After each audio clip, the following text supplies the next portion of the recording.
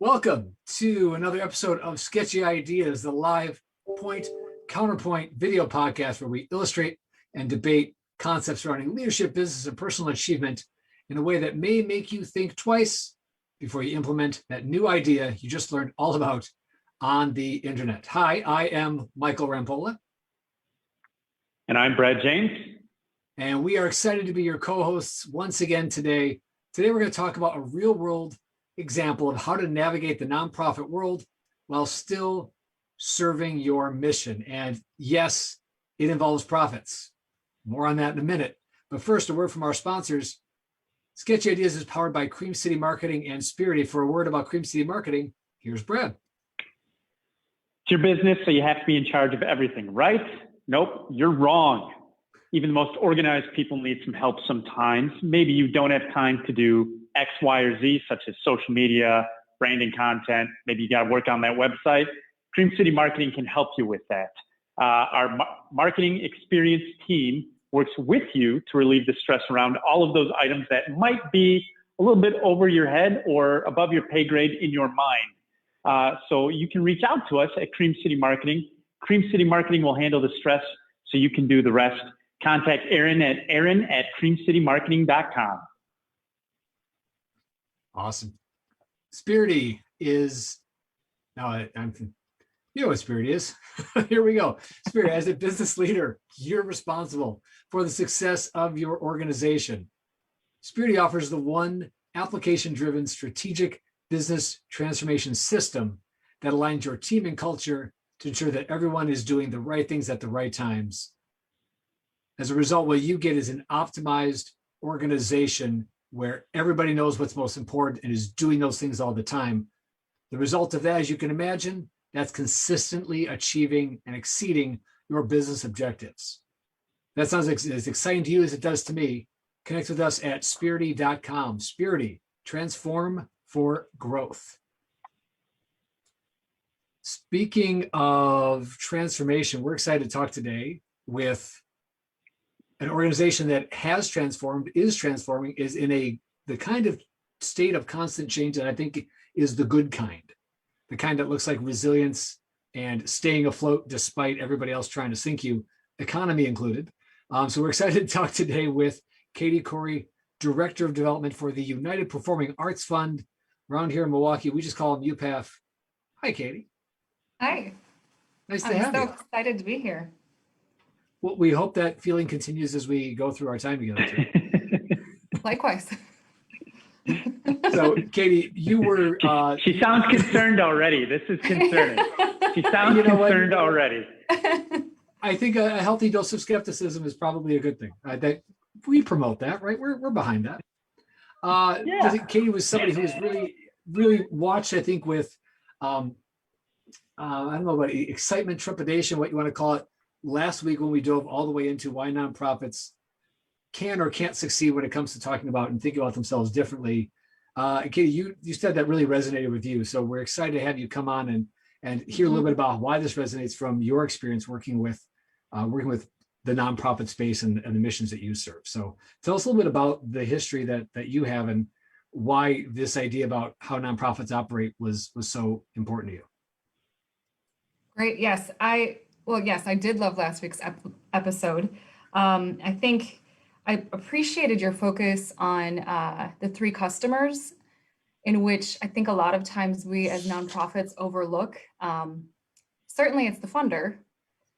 It's also, your board and leadership, but yes, that volunteer and staff, so critical to a nonprofit. And so we at UPAF right now are really focused on rebuilding our governance structure. And how I mean that, just making sure we're caring for our volunteers, our board, our committees. It's a true partnership between us. Also, though, building a better relationship with our donors, because it's not so much a transaction as it is that relationship. We want people to have an affinity to the arts, but we want to explore why, and we want to be on top of how and when they want to give, and that will only create a long-term relationship, which will then turn a profit.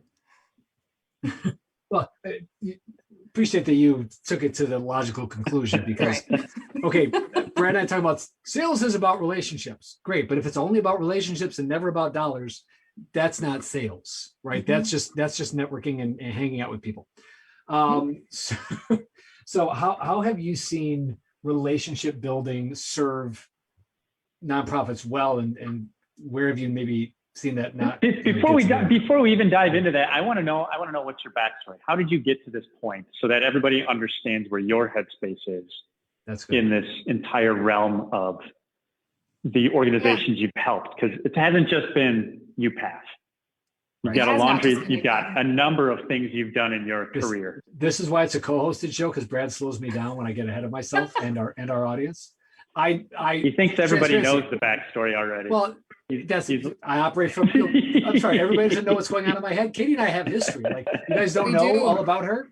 Come on. I know, so you should know. Transference of, no, it doesn't, that's not how it works. No, thank you, Brad. Katy, go. We don't live in the Matrix. Oh. I'm kidding. I know that, right? No, my history is actually, I'm a huge proponent of volunteer service. I served as a volunteer in the Peace Corps. And there were moments, and this is not an uncommon statement for Peace Corps volunteers, in which you go, what am I doing? What am I really doing? You want to have a purpose. And when I returned from the Peace Corps, I fell in love with the nonprofit world. One of my first positions was to really, work with development initiatives, some of which included volunteer support. And some of those volunteers, I didn't know this, they were becoming our biggest funders. They were not just giving, sometimes 30 hours a week. They were dropping $10,000. And they had an affinity to organization, but it was also based on just feeling like they were part of the organization, not just the mission. They were part of the behind the curtain. I will also say in my time with nonprofits, I've seen some stuff that really didn't impress me in terms of transparency with how dollars are being used. I think I've shared with maybe both of you before. I put out a beautiful letter. It was actually really beautiful.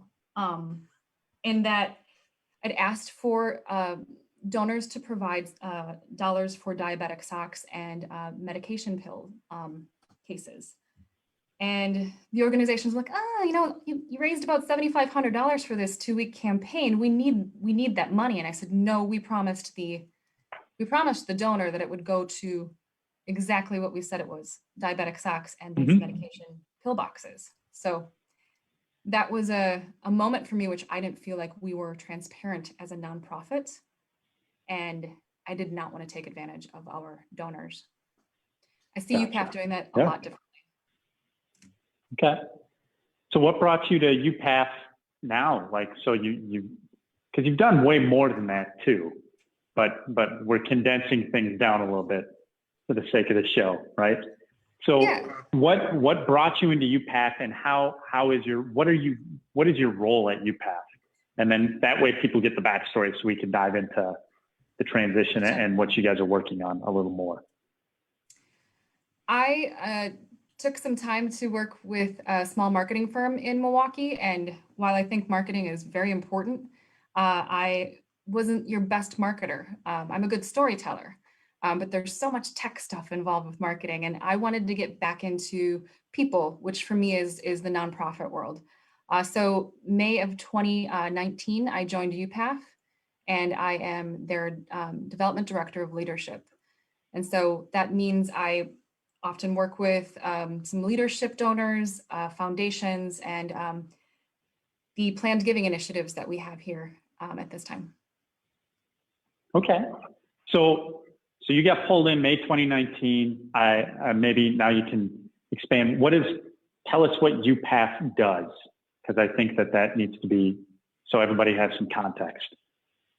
So UPAF has been around for more than 5 decades here in our local community in southeastern Wisconsin, and we work to partner and fund our theaters, such as the Rep, the ballet, Dance Works. We've got 14 different organizations that qualify to be part of our umbrella organization. And so we are working as we call it a kind of a family of fundraisers to make sure that we've got dollars coming in the door for these organizations. And then we allocate those funds every year. So when you Okay. get those funds, Awesome. Yeah. so okay, that I think is interesting, the allocation, the responsibility part, because so instead of just, let's pretend we're paying for socks and then not paying for socks, or Right. even if we did just make money for socks, you've got a lot more options than that. You said how many different organizations? 14. 14 different organizations that could be recipients. And how do you make the call about who gets what? Like that just seems, I mean, I'm guessing it's not a dice roll. It's not a dartboard dice approach. roll. It's not a dice roll. There's a The roulette method wheel. to it. Pardon? You're right. It It's wouldn't, a roulette wheel. I would need a 14-sided die. Is that a thing? D14? That's a thing, right? So we need a roulette wheel or some combination of roulette wheel, also squeaky wheel measure, sound measurement to see who's the loudest. Sure. Yeah. Yeah, that works, right? Let's just do that. Let's see. Yeah. Yeah. How about a it's performing arts. Let's have a competition. Whoever has the best play gets the money. Oh, that would be interesting. Yeah, that would be interesting. But That's I will not, say, that's not how it works. Okay. no, it's not how it works. But I do. Yeah, that would be interesting. I I think think that'd be a fun way to make it work. I can see artist like performing arts perform off for the UPAF perform off. perform off. Well, I can't, like some are singers. Like, I can't just have a sing off or a dance off because that's Not not always. fair to the visual artists that I'm going to make you dance. Like that ain't cool.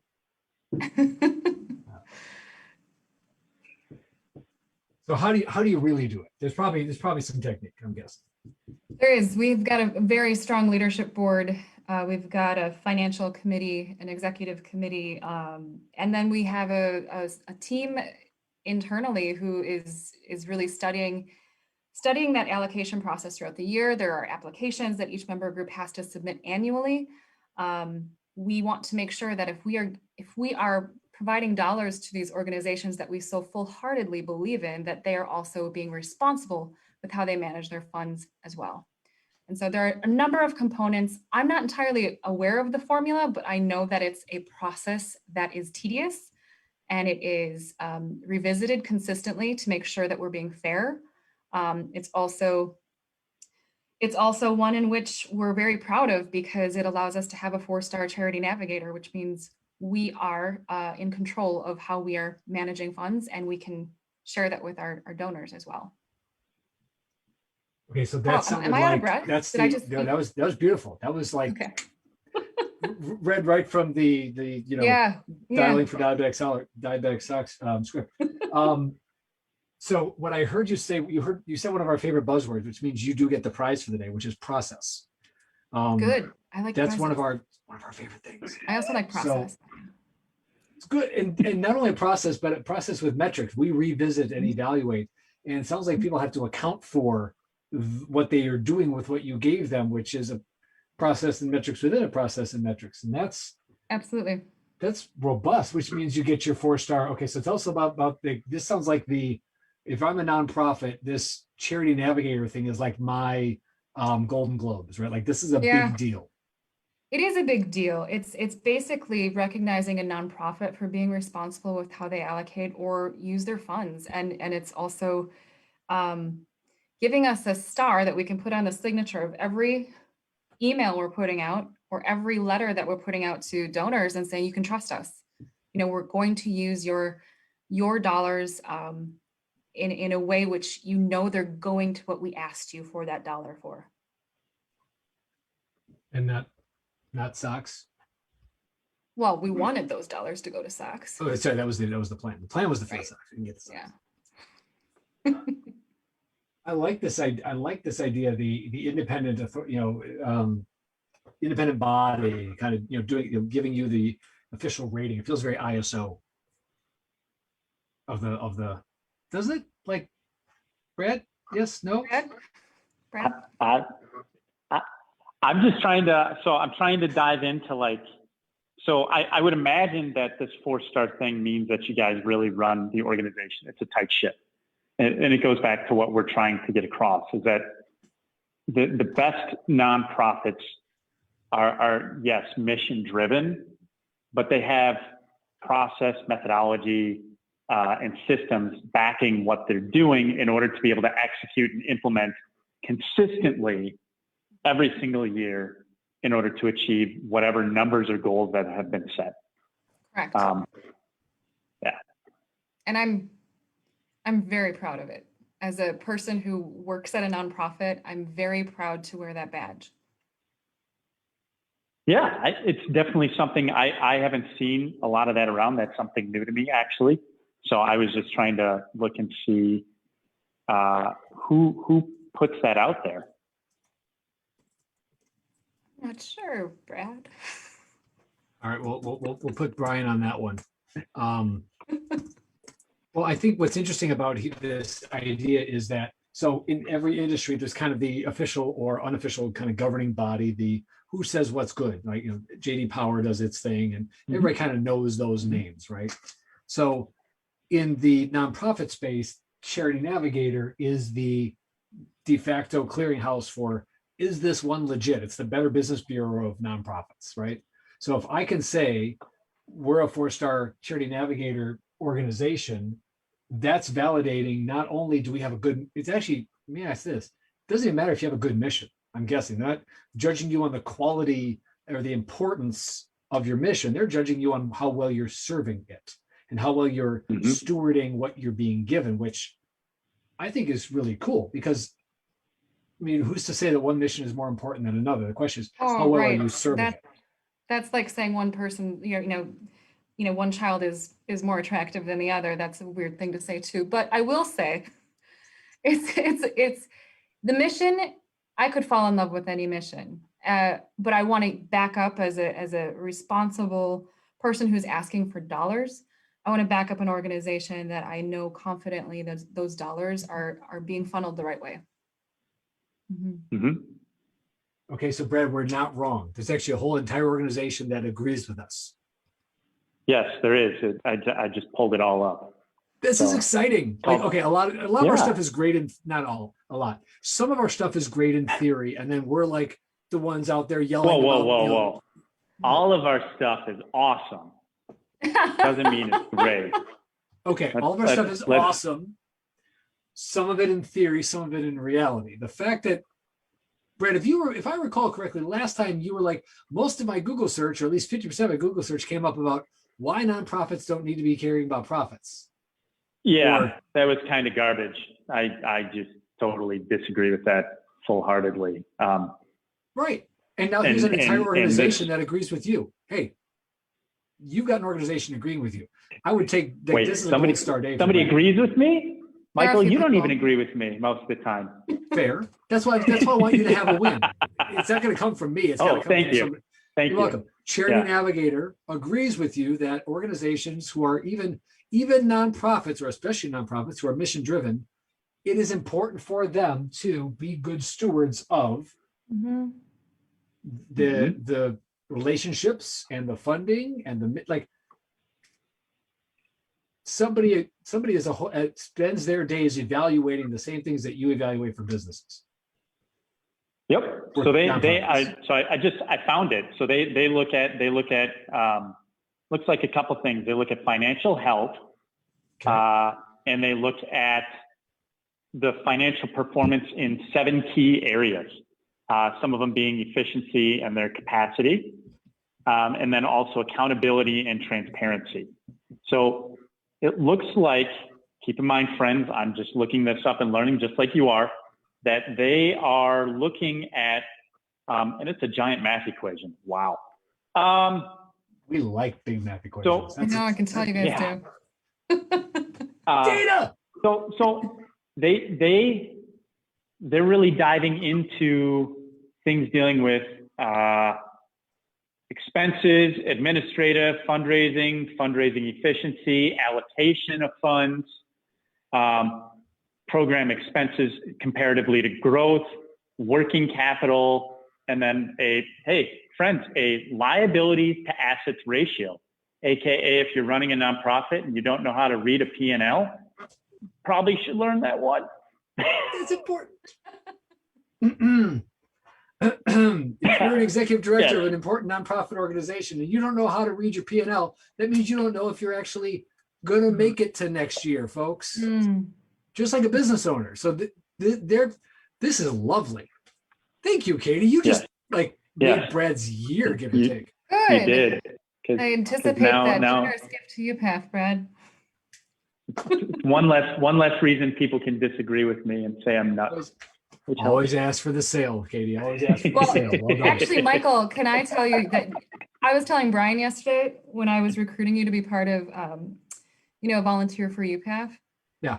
We had coffee. And at that point in time, I was a little nervous. I was really new to UPAF, super green, didn't have that stride yet that I currently do. But I will say, you said to me, so what are we doing here? I said, well, we're going to do good things in the community. And you're like, we're raising money, right? I'm like, yes, of course. And you're like, Katy, I know you're a fundraising organization. I know you need my support in raising dollars. And I'm like, yes, that is true. I should tell you, I should just be confident with that. But you taught me that. Oh, I'm going to have it, but you reminded me.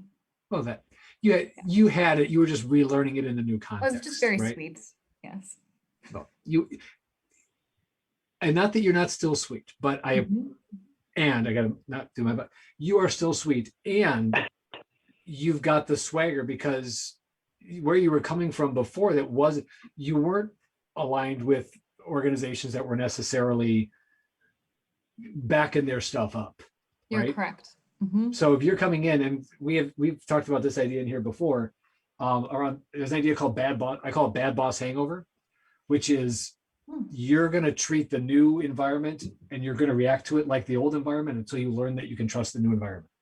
It's a great, whether that's your boss or your organization or whatever. Thank you. And I self-coined it when I did it to myself for like the first 3 months of a new job, but I was treating my new boss like my old boss. They new company completely, but I wasn't trusting my new boss because I had learned I couldn't trust my old boss. And so my new boss I wasn't asking for help when I needed. I was just literally faking it. And the new boss was all about letting me know that she could help me if I would only tell her what I was struggling at. And once I proved that out, everything was great again. So that is all to say, I think, okay, let me make a connection. If I have given to an organization in the past and I don't know what happened to my dollars, or if I volunteered for an organization in the past and I discovered my volunteerism wasn't truly appreciated, now I'm coming with baggage, right? So I think the same thing is true here, where this idea about there is an organization that's going to validate, and I think not necessarily leading with that, but the fact that you're aligned to an organization that can say, we really do what we say we're going to do. We're really serving the mission that's on our placards. We're really doing with your dollars what you expect us to be doing with your dollars. Right. That gets you at least in the door, if not closing the deal, I would imagine. Yeah. I love that there's data. Like this is a whole thing. Like nonprofits, because of because of the passion of the people aligned to typically, the passion behind the mission is sometimes believed to be the coverall for whatever else happens after that. As long as what we're doing is good and altruistic and moral and noble, like we will win. I wish that was true, but it's not that easy. Which is why we're talking about this as like a real world case study. Yeah, you can feel good about it, but if you're not actually getting the outcome, then like you said, what are we doing here? And I think, we have a good story. I mean, UPAF has a very good story. You know, we're supporting the local economy. We're providing companies opportunities to recruit really solid individuals to explore these art organizations. But right now, more than ever, the story is, help us please get our artists back on stage in a safe way. You know, we were the first industry to go down. We'll be one of the last to come back in a safe way. But there have been 16,000 artists, 16,000 performance has been canceled this past year, which means that has impacted 75% of our artists, either by being laid off, furloughed, or termed. So this is not something that we're taking lightly. $23 million has been forever lost when it comes to the performing arts scene right now. So we need the community to truly come together to play their part and in support of our local artists. And that's big. That's it's really big. And it's not like throughout this pandemic, our artists haven't still been doing things. They have been really shifting to make sure that there's a hybrid of technology and live performances to come. And they've also been providing 84,000 students arts-based education, either through live streaming or in classrooms, which is pretty cool, considering. Well, leave it to the creative industry to get creative. I mean, I think that's a hallmark of the arts is creative thinking and the skill set of creative thinking and how they can be applied in so many spaces that are not the arts and the performing arts. And I think, I know, and Brad will back this up, right? When it comes to what makes people successful in life, at work, etc., creative thinking skills are key. That's people who rise up, people who are resilient. That's skill sets right there. So I'm not going to say I'm not surprised. I'm impressed. I'm impressed to see not only the industry, but the organization supporting it, proving out the fact that resilience comes from creativity, and those two are well married together. Right. Yeah, I mean, I think, I get a lot of my education. I was in Wisconsin Singers, so I was in that group for, and I was the company manager for a year that ran the business side of it for a year. So like the ability, if you're in the performing arts, teaches you to think about things very differently. And it's a skill set that gives you some different perspective as well.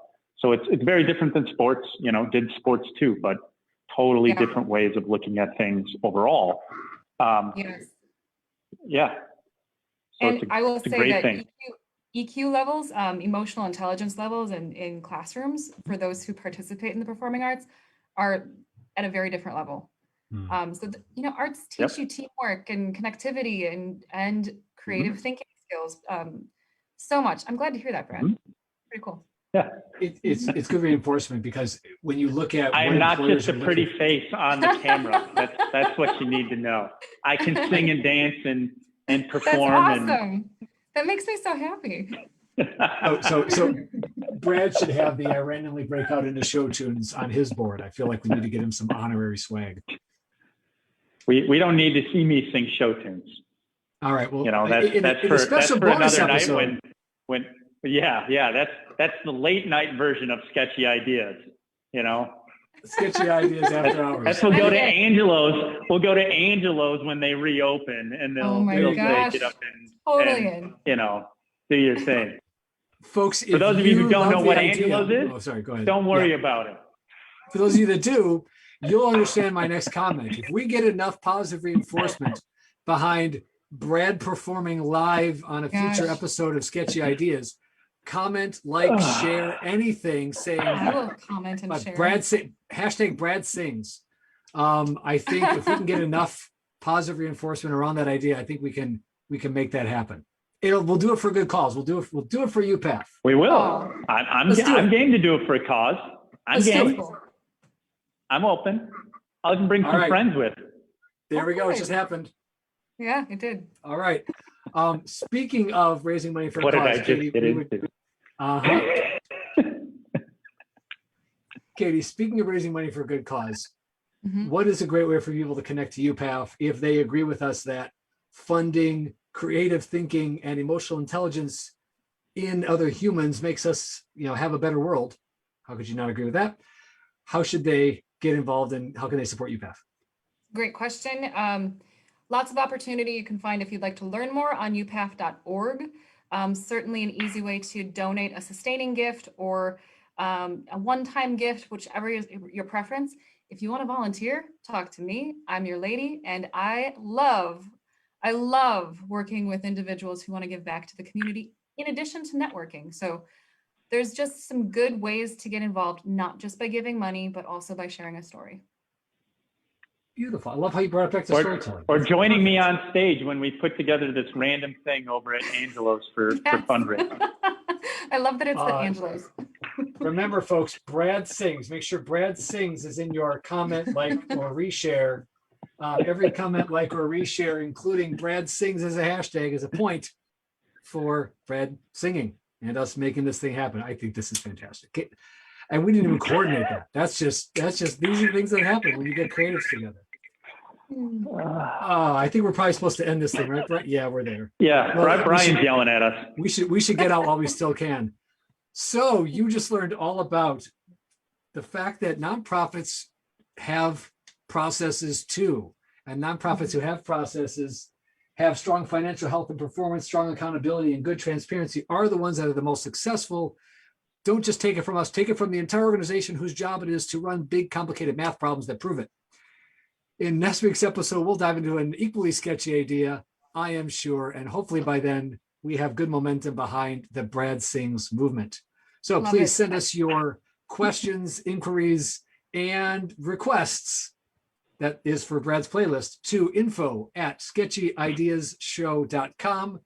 One of us or our producer will be happy to get back to you with any answers and further details about the performance. Again, hit up upaf.org to support the amazing mission of the United Performing Arts Fund here in Milwaukee. And come back next week when we go over more Sketchy Ideas live. Remember, just because it's a sketchy idea doesn't mean it's not worth exploring. Special thanks to our guest, Katy Corey. Thank you, Katy, for being here.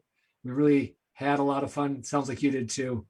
Folks, we will see you again next time. I loved it. Thank you so much. You're welcome. Bye-bye.